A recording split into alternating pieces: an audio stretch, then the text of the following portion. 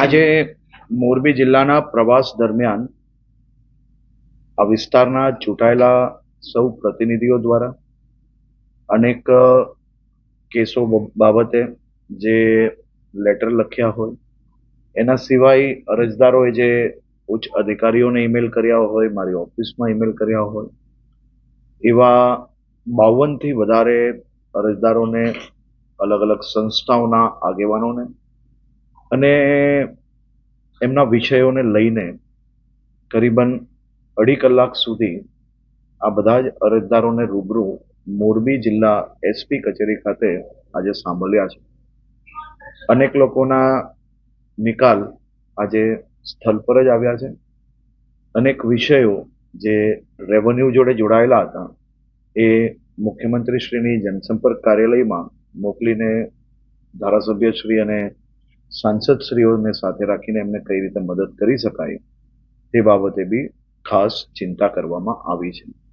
સાથે સાથે મોરબી જિલ્લા પોલીસ દ્વારા જે પ્રકારે છેલ્લા 2.5 વર્ષમાં અને ખાસ કરીને છેલ્લા 125 દિવસમાં એક પછી એક અસામાજિક તત્વોની સામે જે કડક પગલાં ભરાયા છે તેના બદલ બી અનેક લોકોએ આજે આભાર માન્યો છે.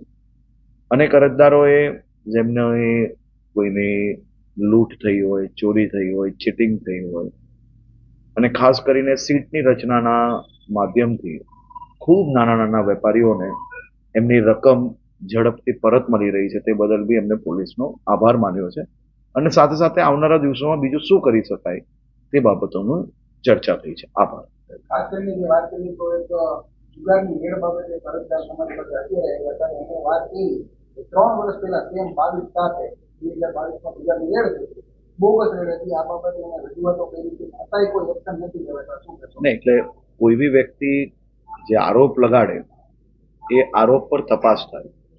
3 વર્ષ કઈ તપાસ ભાઈ, તપાસમાં 3 વર્ષ થાય એવું નથી થાય. એમનું કેવું છે કે 3 વર્ષ થયા છે તપાસને, પરંતુ એમને આજે પાછા બીજા પુરાવા આપ્યા છે. અને અગર એ વ્યક્તિને તમે સાંભળ્યા હોત તો એ વ્યક્તિને મેં 15 મિનિટ તક રૂબરૂ સાંભળીને એક એક વિષયને નોંધ કરી. સાંભળવા આવું છું પણ આવા નથી.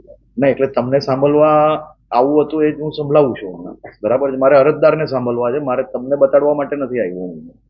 મારે મારા રાજ્યના નાગરિકોને સાંભળવાની મારી ફરજ છે અને એ જ કામગીરી ચાલી રહી છે.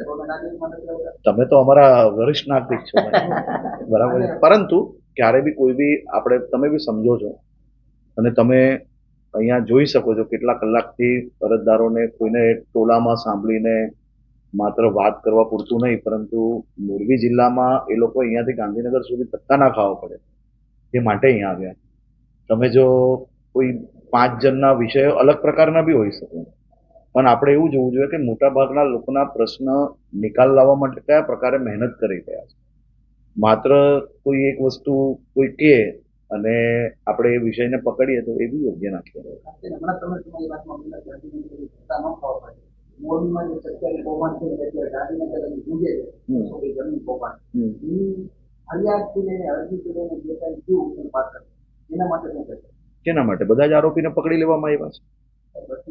2 દિવસ 4 દિવસ પહેલા જે કાંઈ ફરિયાદ માર્ચ મહિનામાં નોંધાવી હતી અને ફરિયાદ પણ એવું થોડું હોય ભાઈ. કામગીરી કોઈ કરી છે? ગુજરાત પોલીસે કરી છે કે તમે પકડવા? સીઆઈડી કોણ છે? ગુજરાત પોલીસનો જ ભાગ. ગૃહમંત્રી, એ બી ગૃહમંત્રીએ જ કરેલું ને મોરબી જિલ્લામાં એફઆઈઆર કરવામાં બી તપાસ ક્યાં કરવી એ નક્કી રાજ્ય સરકાર કરતી હોય છે. બરાબર છે. એમાં કોઈ અરજદારોએ ત્યાં ધક્કા નથી ખાવા પડતા. બરાબર, તમારી જાણકારી માટે. એટલે દરેક વિષયને મારું એવું માનવું છે કે તમે બી સૌ જાગૃત નાગરિકો છો.